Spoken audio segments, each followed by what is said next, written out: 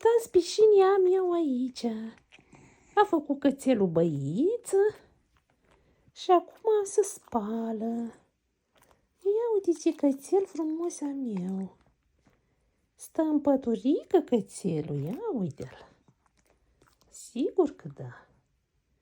Am aici un băiat frumos, frumos tare de tot.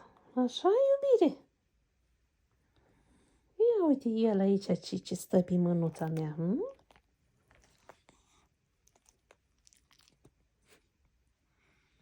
Stă băiatul cu minte, nu? Să uscăm blănița. Că după aceea, dacă nu uscăm blănița, se murdărește. Se murdărește. El s-a moleșit acum de la băiță. Sigur că da. Ia, hai, uite aici la cameră o leacă.